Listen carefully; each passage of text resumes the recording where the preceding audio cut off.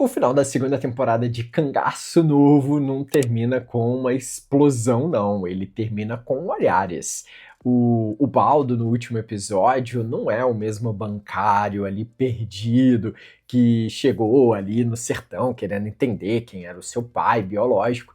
Esse homem que a gente vê agora é outra coisa completamente diferente. E aí que a série acaba te pegando ali de verdade, porque quando você percebe que estava assistindo a uma transformação a temporada inteira, você vê que a série foi para um outro caminho sem perceber. A gente vai comentar sobre tudo isso. Eu sou o Paulo, Super Nerd Brasil, todos os dias atualizando filmes, notícias, séries, novelas. Então já chega aqui comentando, hypando esse vídeo. No final dessa segunda temporada de Cangaço Novo, que chegou no Prime Video, todos os 7 episódios de uma vez. Isso é bom, isso é bom. Vamos comentar com spoilers e vamos começar de onde todos têm esses caminhos de feridas, porque a temporada ela traz muitos segundos de tensão, ela sabe usar exatamente de onde a temporada anterior terminou, sabe? Com a Capela em Chamas, com o Ernesto ali sendo queimado pelos fanáticos de Gastão Maleiro. E o que a série faz com essa imagem é muito forte, muito poderosa, porque ela não te deixa processar. O Baldo não pode processar, né? E você também não pode, você tem que ficar na intensidade, tá? E é muito bom ver uma série brasileira construindo mais suspense, mais drama. Nos outros dias a gente falou sobre Os Outros, né, de como foi uma série mal feita, mal dirigida, e aqui a gente tem o oposto, né? Mas vamos pensar comigo. O Baldo chegou ao sertão como um ex-militar expulso do exército que tentava a vida ali como bancário lá em São Paulo. Não era simplesmente um homem, né, de planilhas, era assim alguém que já havia aprendido muito dessa disciplina, dessa hierarquia, desse silêncio, muito, muito antes de aprender a trabalhar assim num banco, né? E o Ernesto, ele era o elo físico, sabe, com esse mundo anterior, sabe, o pai adotivo, o homem que tentou até o fim tirar o filho do crime, que chegou a explodir o próprio depósito ali para fazer o Baldo parar. Então, quando o Ernesto não sobrevive, aquela última versão de Ubaldo talvez ainda tinha saída, né? E aí, a gente pode prestar atenção num caminho que a série faz, porque ela não coloca o Baldo num colapso emocional, sabe? Ela o coloca em silêncio, num silêncio calculado, estratégico, porque o que a temporada tá mostrando não é um homem destruído pela dor, é um homem que aprendeu a usar a dor como combustível, sabe? E o luto vira uma estratégia, o sofrimento virou uma política, e isso é muito mais perturbador do que qualquer sequência, sabe? De ação, é uma leitura emocional, psicológica que é importante. O Baldo, no episódio final, ele não tá com raiva, ele tá com uma clareza. E existe sim uma diferença entre essas duas coisas. A raiva ela é muito quente, muito reativa, e a clareza ela é muito fria, né? O que você encontra num líder que cruzou talvez esse ponto de não retorno.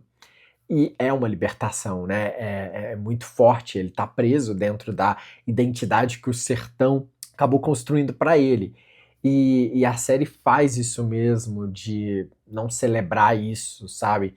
Ela te coloca num movimento ali de observar. E uma coisa que a gente pode reparar é que a temporada inteira traz muitas conversas com muitas imagens, né? O fogo, o Ernesto acaba não sobrevivendo em chamas, então o sertão perene ali sobre o sol que faz tudo isso. Então a própria história do cangaço é uma história que nunca se apagou completamente. E a série não usa esse símbolo por acaso, ela está contando pra gente que quem foi queimado não desaparece, transforma.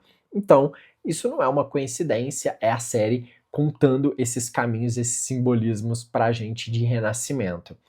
Agora tem um outro movimento ali que é a de Norá, vivida pela Alice Carvalho. É uma surpresa, sim, que a temporada guardou de muitas formas que poucos esperavam, né?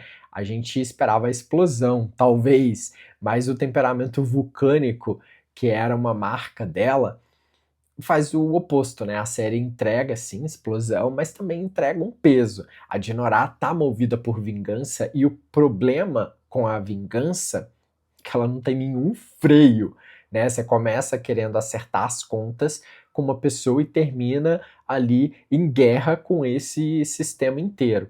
E o que parece força em Dinorah é sim uma fuga, né? É uma mulher que não pode ali se dar o luxo de parar, porque significaria parar significa sentir. E sentir nesse mundo dela é se sentir vulnerável, né? É algo que está longe que ela queira admitir. Então ela corre sempre, sempre para frente, e quanto mais ela corre, mais fica claro que alguém vai pagar um preço alto por tudo isso, e é um medo muito forte ali, disfarçado de raiva, com certeza. Aí entra Dilvânia, que é o arco mais poderoso de todo esse episódio final. Ela que sempre transitou entre fé, tradição, uma liderança, ali, tudo num gesto, né? O que acontece? Ela não tá mais na sombra de ninguém. E a série praticamente diz isso, né? Pra gente, até em voz alta, né? Sem sublinhar, né? A gente fica impressionado assistindo esse caminho. Bom, o que eu posso dizer? Tem teorias, né? O caminho, né? Que se a jornada de Ubaldo não for uma história de vingança, mas uma história de herança ou terra, né? Uma herança de papel, de ciclo, de maldição. Desde o início, a série acabou deixando claro que o pai biológico de Ubaldo era o cangaceiro Amaro, uma lenda ali local que foi eliminado e deixou um vácuo de poder que ninguém conseguiu preencher. O que é o cangaço senão uma tradição que passa de corpo a corpo, de geração a geração? Então o Baldo não escolheu esse caminho, ele foi escolhido por ele. Então a perda de Ernesto apenas acelerou o que já estava em curso, né? E óbvio que a série tá contando mais alguma coisa aqui nesse sentido. E não é à toa que o Xamã entra na temporada como carioca, um ex-militar, assim como o Baldo.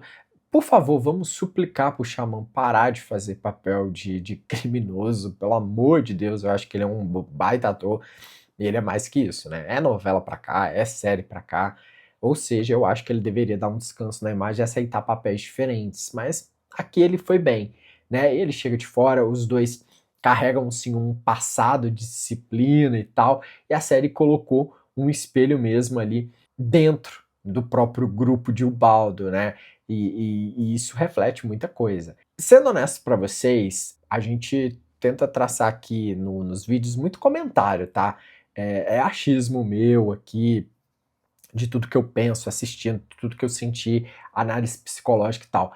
E essa segunda temporada, ela é até mais ambiciosa do que a primeira, e isso é bom, né? Às vezes a ambição narrativa, às vezes te compra arcos demais. E aqui no Brasil, as séries, na minha sensação, elas têm um problema de querer abraçar o mundo de uma vez. Então, o romance de Ubaldo com Leiniane, a esposa do candidato Paulino, é uma relação ali que mistura afeto, uma estratégia política, merecia mais espaço até para respirar. A crise hídrica também é um outro elemento forte, que também fica muito comprimida. Mesmo assim, a série que é co-dirigida ali pelo Fábio Mendonça eleva alguns caminhos cinematográficos dessa temporada, mas, mano, o pessoal que faz série aqui no Brasil, eles precisam se atentar a algumas coisas.